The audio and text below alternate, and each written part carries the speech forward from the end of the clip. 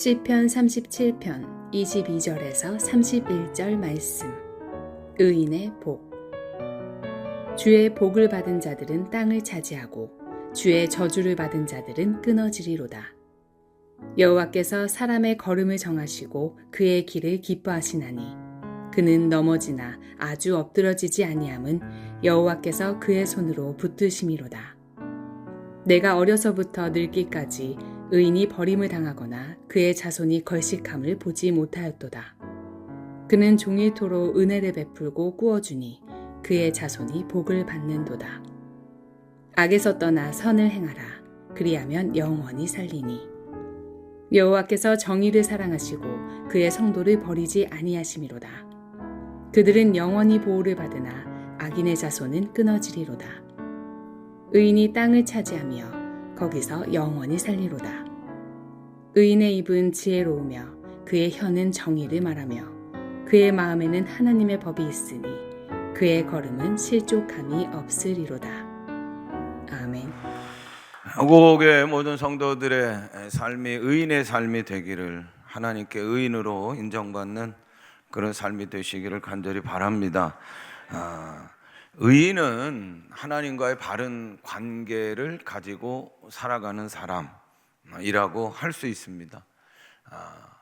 근데 오늘 시편 37편은 다윗의 시인데, 다윗은 하나님과의 바른 관계를 가지고 가는 사람, 그 의인을 어떻게 이야기하냐면, 자, 30절을 보세요.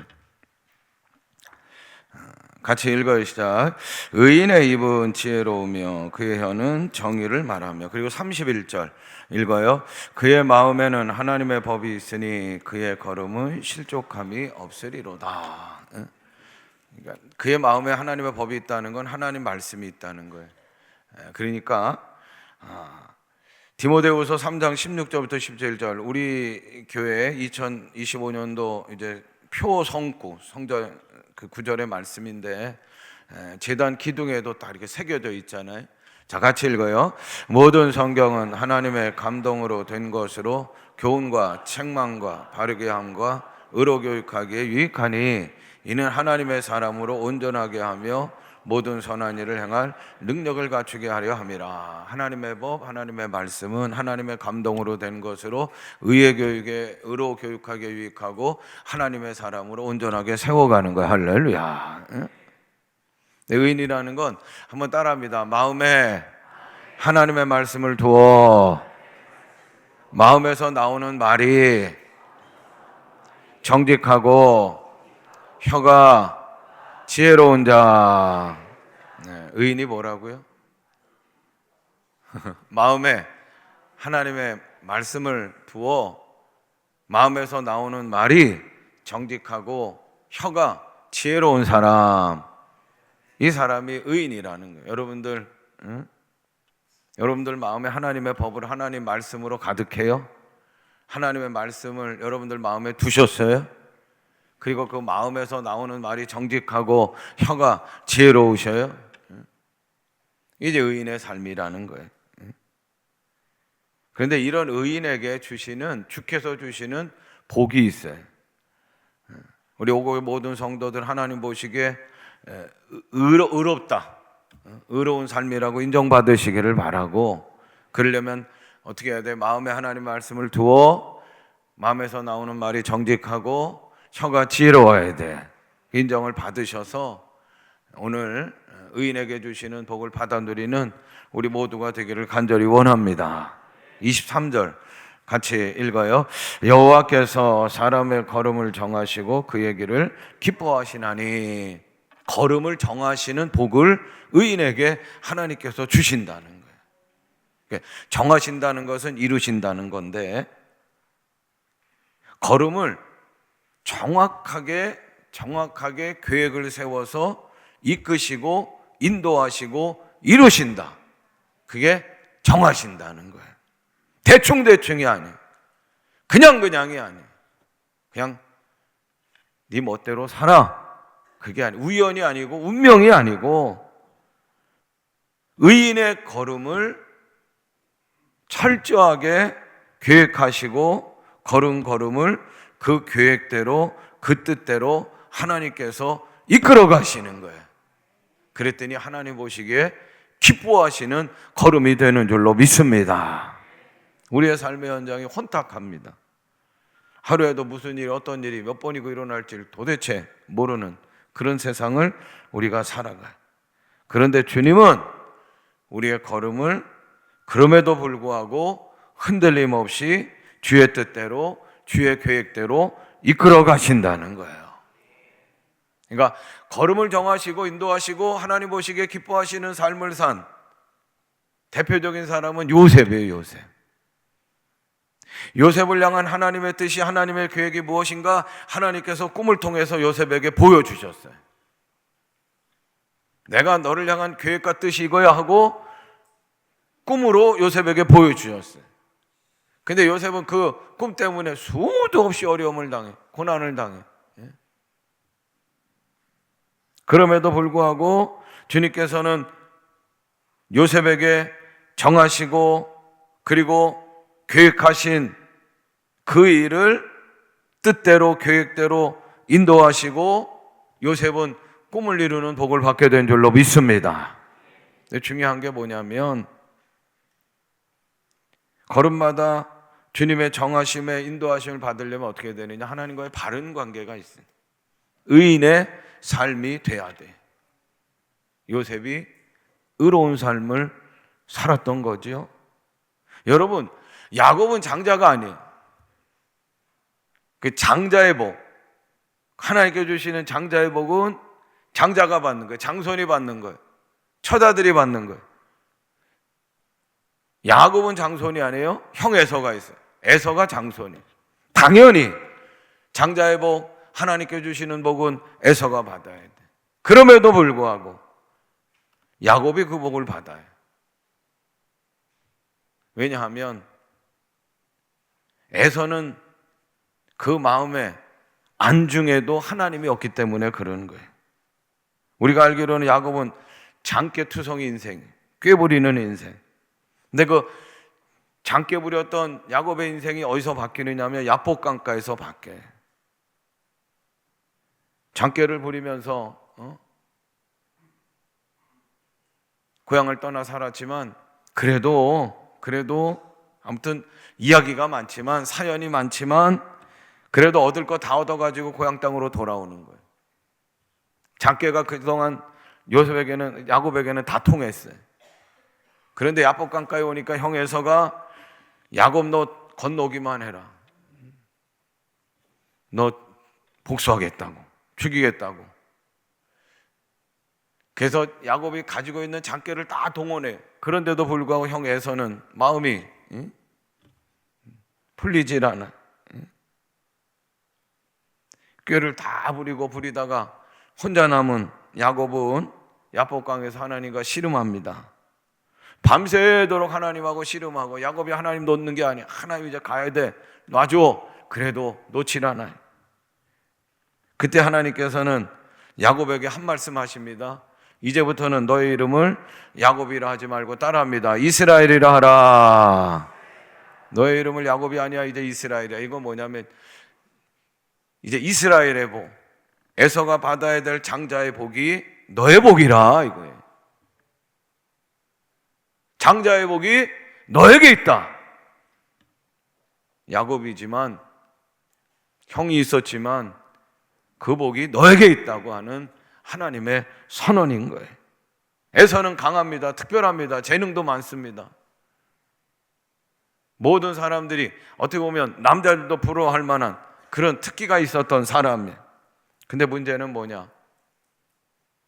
하나님이 안중에도 없는 거예요. 누가 봐도 야곱은 형 에서하고 비교가 안 돼. 형 에서하고는 야곱은 정말 떨어져도 많이 떨어진 동생 야곱이었던 거예요. 야곱은 약합니다. 엄마 치맛자락만 붙들고 부엌에서 그리고 지냈던 것이 야곱이에요. 그러니까 약하니까 장깨가 늘 수밖에 없는 거예요. 그런데 그럼에도 불구하고 하나님께서는요 야곱의 마음을 보시는데 그 마음에는 하나님이 가득한 거예요. 하나님의 복을 최고로 여기는 거예요. 내가 둘째로 태어났지만 그래도 하나님의 복을 받아 누리기를 원합니다. 내가 하나님의 복을 받기를 원합니다. 둘째로 태어났지만 하나님의 복을 사모하는 마음으로 가득한 거예요. 팥죽 한 그릇에 하나님의 복인 장자꺼를 팔아먹인 형에서 그에 비하면 모자라도 한참 모자라, 한참 약해요. 공부를 못해도 한참 못하고 재능이 부족해도 한참 부족해. 그럼에도 불구하고 하나님을 사모하는 그 마음을, 그 야곱을 하나님께서는 의롭다고 보시는 거예요. 야복강가에 왔어요. 형 에서가 장정 400명을 데리고 너 죽여버리겠다고 그러고 있는 거예요. 그동안 통했던 장깨를 다 동원했지만 되질 않아요. 그럼에도 불구하고 우리들이 눈여겨봐야 될 구절이 있어요. 창세기 32장 9절. 야곱의 마음에는 어떤 게 있는가? 같이 읽어요. 야곱이 또 이르되 내 조부 아브라함의 하나님, 내 아버지 이삭의 하나님 여호와여, 주께서 전에 내게 명하시기를 내 고향 내 족속에게 돌아가라, 내가 내게 은혜를 베푸리라 하셨나이다. 조상에게 약속하셨던 그 약속을 야곱의 마음에 품고 있는 거예요. 창세기 32장 12절 읽어요. 주께서 말씀하시기를 내가 반드시 내게 은혜를 베풀어 네 씨로 바다에 셀 수 없는 모래와 같이 많게 하리라 하셨나이다. 조상들에게 주셨던 그 약속을 야곱의 마음에 품고 있는 거예요. 그리고 하나님 앞에 씨름하고 기도하는 거예요. 야, 이젠 됐다, 놔라. 아니요, 못 놓습니다. 창세기 32장 26절 읽어요. 그가 이르되 날이 세려하니 나로 가게 하라. 야곱이 이르되 당신이 내게 축복하지 아니하면 가게 하지 아니하겠나이다. 내게 축복하지 아니하면 당신을 가게 하지 아니하겠나이다. 오직 하나님만이 내 문제를 해결하실 수 있습니다. 오직 하나님만이 내 인생의 문제, 내 위기를 하나님만이 건져주실 수 있어요. 오직 하나님만이 내 생명을 온전하게 보존하실 수 있습니다. 그러니 하나님 못 놓습니다. 나는 하나님만 의지합니다. 나는 하나님만 사모합니다. 하나님만 구합니다. 하나님 도와주시옵소서. 그러니까 나중에 이사야 44장 2절 야곱을 뭐라고 하냐면, 같이 읽어요. 너를 만들고 너를 모태에서부터 지어낸 너를 도와줄 여호와가 이같이 말하노라. 나의 종 야곱, 뭐라고 그래요? 내가 택한 여수르나 두려워하지 말라. 야곱을 뭐라고 부르냐면 여수르나. 여수르는 의로운 사람, 의로운 자, 어여쁜 자라. 하나님께서 야곱을 의로운 자라고 이야기하시는, 의롭게 여기신 야곱의 길을 하나님이 정하셔서 장자의 복, 이스라엘의 복을 야곱이 받아 누린 줄로 믿습니다. 지난 금요일에 금요성령 집회 우리 청년부 겨울 수련회하고 같이 했어요. 강사 목사님이 오셨는데 고성배 목사님이시, 아마 여러분들 아실 거예요. 우리 교회에서 아마 부사역자로 사역하셨던 분이, 제가 제일 뒤에서 참 제가 그 1년 12달 교회 제일 뒤에서 예배 드릴 수 있는 날이 몇 번일까? 그런데 그날 제일 뒤에서 이렇게 말씀을 듣는데 아주 굉장히 많이 이렇게 아멘이 되더라고요. 그분도 이렇게 조용조용하게 하대. 그리고 제가 그동안 풀지 못했던 큰 매듭 하나가 풀려지는 것을 제가 경험했어요. 고 목사님이 본인에 대한 간증을 하더라고요. 그게 이제 억울함이라는 것 같은데, 하나님께 주시는 그 감동이 있었대요. 억울한 건 자기래요. 고성배 목사님인데, 근데 하나님께 주시는 마음의 감동이 뭐냐면, 야, 네가 먼저 사과해라. 네가 먼저 사과해라. 그 감동을 주시는, 아니 사과할 사람은 저 사람, 나는 지금 억울한 사람. 근데 하나님이 아이고 상관없어, 네가 먼저 사과해라. 그래가지고 순종했더니, 먼저 사과했더니 모든 억울함이 한꺼번에 풀려졌다는 거예요. 그 말씀을 들으면서 제가 몇 달 전에 대전에서 목회할 때 같이 목회했던 두 분 목사님을 만났어요. 제가 유성을 떠나오면서 제가 알지 못했던 여러 가지 일들을 그분들이 거기서 막 얘기해 주시더라고요. 두 분이 더 흥분을 했어요. 막 흥분을 해가지고. 근데 저는 아이고 지나간 일인데 별 관심이 없었어요. 그런데 이런 얘기를 하다가 어떤 목사님이 한 말씀을 했는데 제가 그거에 꽂힌 거예요.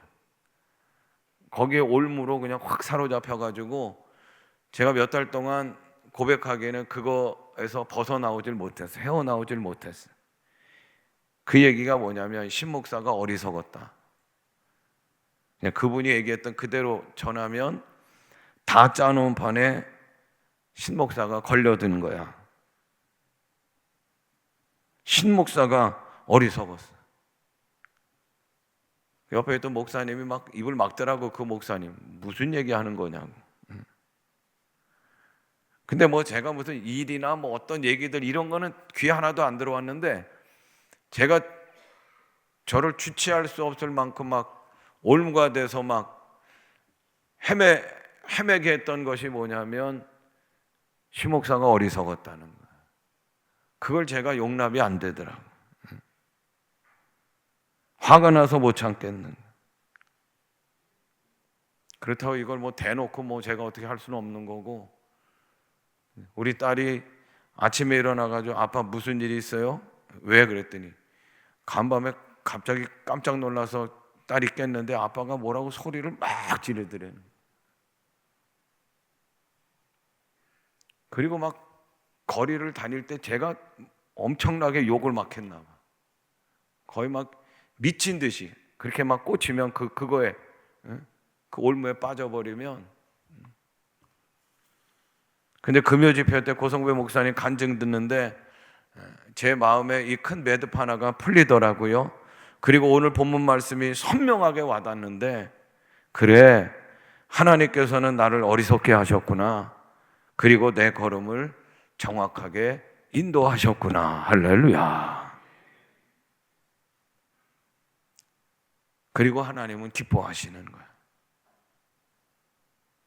그리고 의인의 길, 걸음을 정하셔서 어떻게 인도하시는가? 29절 같이 읽어요. 의인이 땅을 차지하며 거기서 영원히 살리로다 하며. 여러분, 이 땅은 아무것도 아니에요. 우리가 차지해야 될 땅은 영원히 살 땅이야. 할렐루야. 천국의 땅을 하나님은 우리의 걸음을 정하셔서 차지하게 하시는 줄로 믿습니다. 두 번째로 의인의 복은 24절 읽어요. 그는 넘어지나 아주 엎드러지지 아니함은 여호와께서 그의 손으로 붙드심이로다. 아멘. 어린아이가 여러 가지 뭐 이런 돌에 걸리든 이게 모퉁이에 걸리든 뭐 걸려서 넘어질 일들이 많잖아요. 어린아이들 막 아슬아슬하죠. 그런데 여러분, 어린아이들만 그렇게 막 아슬아슬하게 넘어질 일들이 많은 게 아니라 어른들도 똑같은 거예요. 오늘을 살아가는 어른들도요, 수도 없이 넘어질 일들이 많아요. 넘어질 일들이 많지만 의인에게 주시는 복은 뭐냐면 완전히 엎드려도 넘어지지 않도록 하나님께서 붙들어 주시는 줄로 믿습니다. 다윗의 시인데 다윗의 인생 가운데 넘어질 일들이 얼마나 많았는지 몰라요. 위기가 많고 위험이 많았어. 특별한 거 뭐예요? 사울왕이 막 그냥 군대를 끌고 다윗 너 거기 있어. 내가 너 그냥 끝장낼 거야. 무서워가지고 도망 다니는 다윗. 엔게디 광야라고 하는 곳에 다윗이 나타났다. 사울왕이 그냥 군세를 동원해가지고 막 그냥 다윗을 잡으러 오는 거예요. 다윗은 사울왕이 온다 그러니까 어디로? 엔게디 안에 있는 동굴 안으로 깊이 어둠에 숨어요. 그러다 사울왕이 군대를 잠깐 휴식하게 하고 자기는 용변을 보러 굴로 들어오는 거예요. 무장해제를 칼을 다 해제. 그 용변을 보니까. 근데 뭐 보초들도 왕이 지금 용변 보는데 따라올 수 있어요? 아이고, 혼자서 용변을 뽑는. 완전히 무장이 해제됐어. 그런데 참 기가 막힌 일은 그 안에 사울이 몰랐죠. 그 안에 기가 막힌 일은 다윗이 거기에 있었네. 다윗의 신하들이 거기 있었네. 하나님께서 주신 기회입니다. 다윗이요, 배워버립시다. 그러면 우리 고생 끝입니다. 이제 당신의 시대가 열립니다. 하나님이 주신 기회입니다. 여기서 두 가지 다윗이 넘어지지 않아요. 그게 뭐냐면 사울왕의 칼에 넘어지지 않아요. 그리고 사울을 목 베이는 일에 넘어지지 않는 거예요. 사울은 하나님께서 기름 부으신 자인데 내가 어떻게 할 수 있느냐? 그럴 수 없다고 옷자락만 베는 거예요. 하나님이 다윗의 의로움을 하시고 통일한국의 위대한 왕으로 한 시대 멋지게 훌륭하게 세워주신 줄로 믿습니다. 시편 23편 4절 같이 읽어요. 내가 사망의 음침한 골짜기로 다닐지라도 해를 두려워하지 않을 것은 주께서 나와 함께 하심이라. 주의 지팡이와 막대기가 나를 안위하시나이다. 아멘. 의인의 복은 넘어질 일이 있어도 아주 넘어지지 않고 붙들어 주시는데 주의 지팡이와 막대기로 안위하시며 붙들어 주시는 줄로 믿습니다. 바울도 넘어지고 자빠지고 죽을 일들이 많았어. 그런데 하나님과의 바른 관계를 가졌어. 오직 복음만을 위한 의로운 삶의 길을 걸어가요. 로마로 가다가 배가 유라굴라라고 하는 큰 태풍을 만나요. 다 죽게 된 거예요. 살 소망이 끊어진 지 오래. 276명 그럼에도 불구하고 배가 산산조각이 났지만 바울을 살리시려고 나머지 276명도 하나님이 붙들어 주셔요. 멜리데 섬에서 독사에 물렸지만 하나님이 살려주시. 아주 넘어지지 않고 하나님께서 의인의 바울을 붙들어 주시고 붙들어 주시고 붙들어 주신 줄로 믿습니다. 세 번째로 의인의 복은 25절부터 26절입니다. 같이 읽어요. 내가 어려서부터 늙기까지 의인이 버림을 당하거나 그의 자손이 걸식함을 보지 못하였도다. 그는 종일토록 은혜를 베풀고 꾸어주니 그의 자손이 복을 받는도다. 아멘. 우리 부모들보다 자손들이 잘 되는 것이 진짜 복인 줄로 믿습니다. 우리 성도들의 자녀들이 잘 되는 복을 받기를 주님의 이름으로 축원합니다. 레폰치라고 하는 사람이 있어요. 소아마비 장애를 앓았던 사람이고 어머니가 12살에 돌아가시고 13살 1년 지나고 아버지도 돌아가시고 천혜의 고아가 됐어요. 근데 12살 오랜 투병 끝에 하나님 부르심 받는 어머니 이렐펀치라고 하는 아들의 손을 꼭 붙들고 내가 남겨주는 것이 없어서 미안하다. 너가 이제 혼자 살아내야 되는데 이 험악한 세상을 어떻게 살아갈꼬? 내가 유언하마 부탁하마 아무리 어려운 일을 당해도 하나님에 대한 믿음과 사랑과 소망을 놓치지 말아다오. 그러면 하나님이 너를 도와주실 거야. 1년 사이에 아버지도 숨을고 LA에 있는 할머니 집에 가 사는데 할머니도 여간 힘든 게 아니라 그냥 가서 살고 자는 것뿐이지 도움을 전혀 받질 못.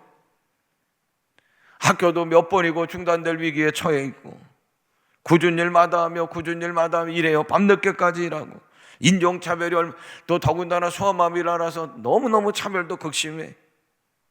그런데 그때마다 어머니의 유언 하나님에 대한 믿음과 사랑과 소망을 붙들고 그는 일어나요. 오뚜기처럼 일어나요. 다시 일어나요.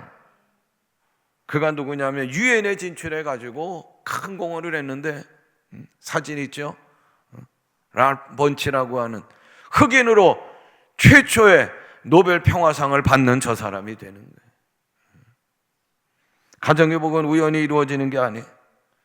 자손의 복은 가정의 복은 믿음의 수고와 노력과 희생과 헌신으로 만들어가는 거예요. 가정의 복은 부모로부터 하나님과의 바른 관계가 맺어져야 되고 하나님을 가정의 주인으로 삼고 그 말씀에 순종하며 깨끗하게 살아가는데 하나님께서 부어주시는 복인 줄로 믿습니다. 부모들이 그러므로 하나님 앞에서 의롭다고 인정을 받아요. 한번 따라합니다. 마음에 하나님의 말씀을 두어 마음에서 나오는 말이 정직하고 혀가 지혜로워야 합니다. 제가 마음에 그러면 여러분들 그 다음 절 쭉 가셔 그냥. 자, 다시 한 번만 해보고요. 자, 마음에 하나님의 말씀을 두어 마음에서 나오는 말이 정직하고 혀가 지혜로워야 합니다. 자, 의인은 뭐라고요? 자, 마음에 그 다음 절 하셔. 시작. 마음에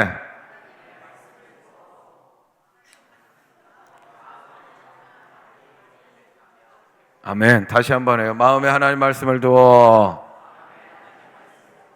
마음에서 나오는 말이 정직하고 혀가 지혜로워야 합니다.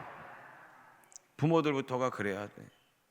그게 하나님과의 바른 관계를 맺을 수 있는, 그럴 때 은혜의 복이 여러분들의 자손이 복이 될 줄로 믿습니다.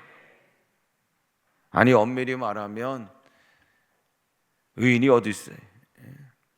그냥 그렇게 인정을 받으려고 부단히도 몸부림치고 부단히도 안간힘을 누가? 부모들이 써야 된다는 거예요. 18세기 타락한 영국 사회를 변화시키고 구한 요한 웨슬레 목사님이 계시, 감리교 창시자예요. 근데 이렇게 요한 웨슬레 목사님, 그다음 어거스틴, 성 어거스틴을 얘기할 때 꼭 우리가 봐야 할, 그냥 그 두 분만 봐서는 안 돼. 그 두 분 뒤에 있는 어머니들을 봐야 돼. 그 어머니의 신실한 의로움이 어거스틴을 만들어내고 웨슬레 목사님을 만들어내는 거예요. 6살 적에 겨울날 요한 웨슬레 목사님 집이 화재가 났어요. 17명의 형제들이 있었대. 이야, 화재가 나니까 그냥 그 17명을 다 끄집어내는 거예요. 부모들이 그냥 땀 뻘뻘 흘리고 얼마나 무서웠겠어요. 그러다가 마지막에 막 불타는 가운데 마지막에 요한 웨슬레를 끝내자마자 집이 그냥 푹속 가라앉았다는 거예요. 그 집이 무너지기 직전 구출된 웨슬리를 놓고 어머니가 이랬대요. 웨슬리야, 너는 불 속에서 꺼낸 타다 남은 막대기야. 하나님이 보호하신 거예요. 하나님 보호에 대한 확신을 그에게 그 어릴 적에 심겨주셨다는 거예요. 타락한 영국 사회를 향하여 하나님 복음을 전하고 도덕적 타락을 향하여 막 외치니 좋아할 사람들이 어디 있어요? 막 그냥 활활활 타는 불처럼 예전에 그렇게 막 공격으로 와도 웨슬리는 절대로 주저앉거나 포기하지 않고 당당하게 그의 사역을 감당하며 그렇게 고백했대요. 나의 어머니는 나를 불 속에서 타다가 하나님께서 건져주신 막대기라고 말씀하셨습니다. 굴하지 않고 어려운 환경 속에서도 일어나 오늘날 감리교의 불꽃을 활활 타오르게 하는 불쏘시개 요한 웨슬레 목사님이 된 줄로 믿습니다. 아브라함이 의로우니 자손들이 믿음의 복을 받는 거예요. 믿음의 유업을 받는 거예요. 다윗이 의롭게 행하니 그 자손들의 왕위가 끊어지지 않고 계속되는 거예요. 열왕기상 2장 4절 같이 읽어요. 여호와께서 내 일에 대하여 말씀하시기를 만일 내 자손들이 그들의 길을 삼가 마음을 다하고 성품을 다하여 진실이 내 앞에 행하면 이스라엘 왕위에 오를 사람이 내게서 끊어지지 아니하리라. 아멘. 자손의 복은 28절 말씀 보세요. 같이 읽어요.